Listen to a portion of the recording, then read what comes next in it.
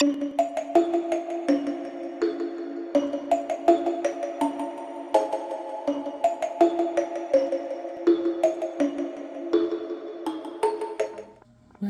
back! It is the final Ghoul Ready with me. Are y'all ready? Are y'all ready for spooky season? Like, it is almost Halloween. Oh, y'all. Okay. So, yeah. We're doing something interesting today.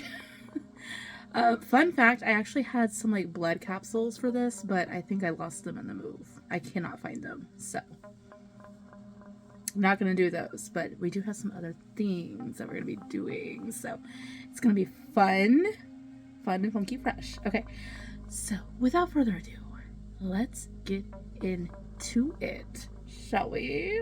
Woo. Alan hated the term germaphobe. He didn't consider himself a germaphobe. He wasn't scared of germs or scared of contracting germs. He just knew that people don't wash their hands right and didn't want to be caught up in all of that. And frankly, if you've ever been to Walmart, can't really argue with that. He had the sort of job where he could already work from home anyway, so whenever the pandemic hit, he was kind of sitting pretty. Most of the things that, they were asking everybody to do, he was already doing that because, again, he doesn't trust people to wash their hands right. And who can blame him? And again, while he didn't like to be called a germaphobe, he was really kind of almost glad for the pandemic because it really taught people just how unhealthy their habits were. Like, he felt justified in all of the things that he did that people might have low-key judged him for. Because look who didn't get COVID. Alan. And while he didn't mind having to go to the grocery store, he also loved utilizing delivery services because then he could focus on what he needed to do and not have to worry about carving out time to go shopping. So while during the pandemic everyone else was complaining about missing the simple things like going to the store and hanging out with their friends and all that, Alan really was just business as usual. Like, that was just his normal life, and he didn't really understand all the belly aching that everyone was doing. He was sure that he was probably referred to as, the weird guy in apartment 3. He didn't mind. When the news said that there was threats of another virus being released, he really wasn't that worried about it because he'd already survived the first pandemic with flying colors, so what would another pandemic be? Everything seemed completely fine until one day when everyone got one of those text messages on their phone of the emergency system going off. And of course, at first, everyone just assumed that it was a test because they did this so often, but it didn't say, "This is a test." It said, "Stand by." Everyone who had flights, the flights had been canceled, refunds were given, no, idea of when flights would resume. Nobody knew what was going on. Till finally the president made an address. He said there had been an attack.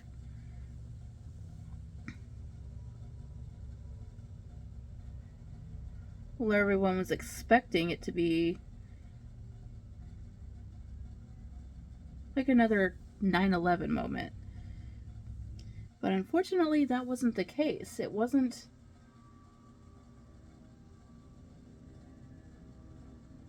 a physical attack.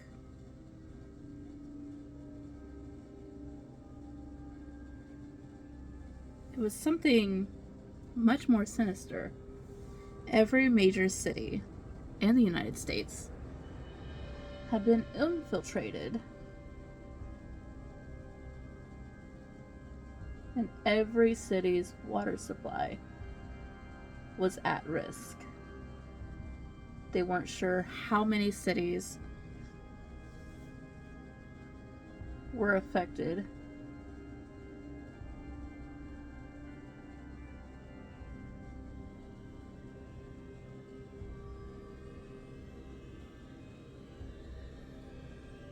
But everyone was being told to not wash their hands, do not drink the water, do not bathe in this water until they know exactly how many cities had been affected.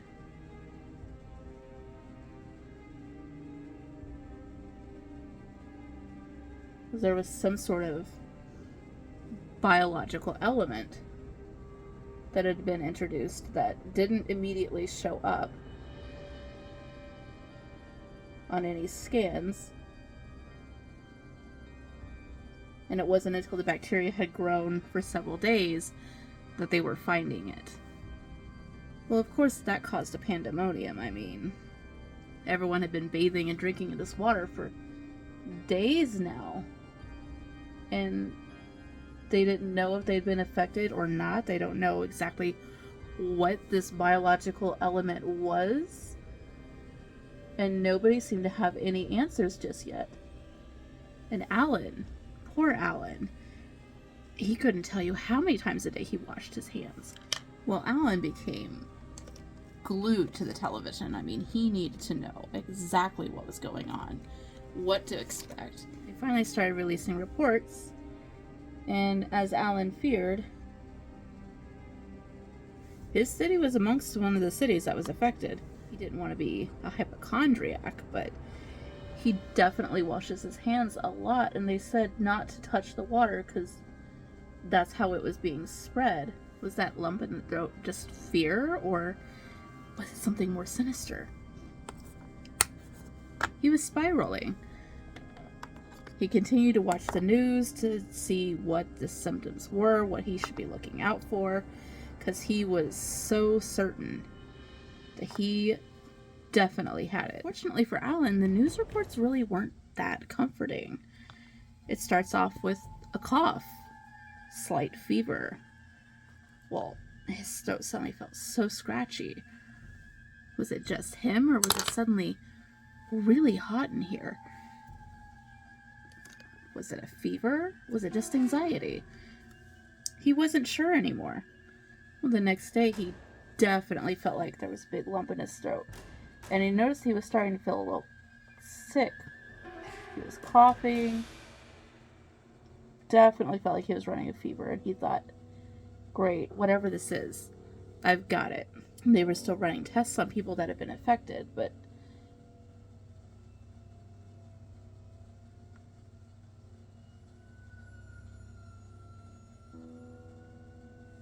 it said after the cough and the fever came the cold sweats.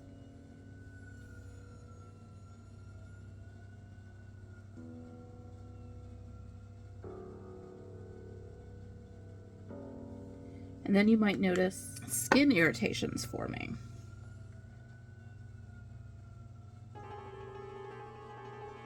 They weren't entirely sure what these skin irritations meant. After that, he definitely felt like he had it.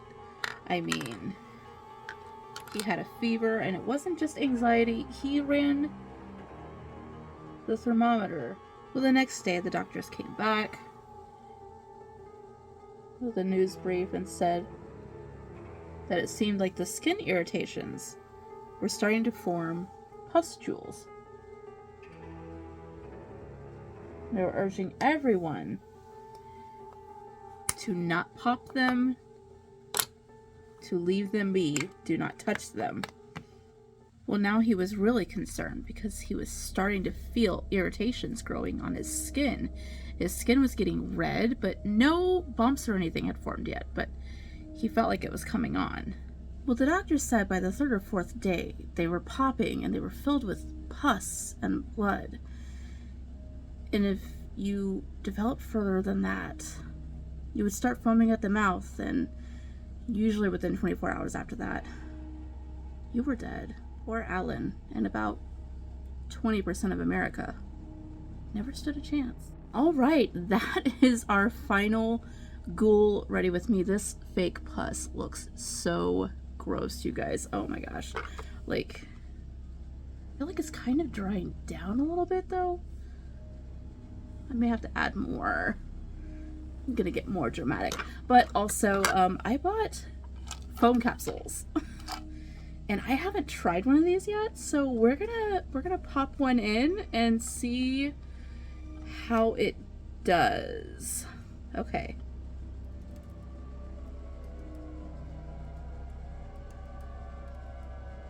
Okay, put foam capsule in your mouth and chew is what it says. Reading the instructions, because I haven't done this yet. If I can get it open, my gosh. Okay. Ooh! Moment of truth, you guys. I'm so scared. Okay. Foaming capsule for the first time ever.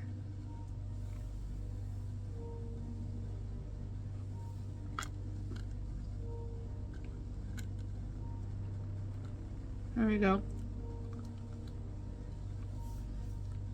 It tastes gross.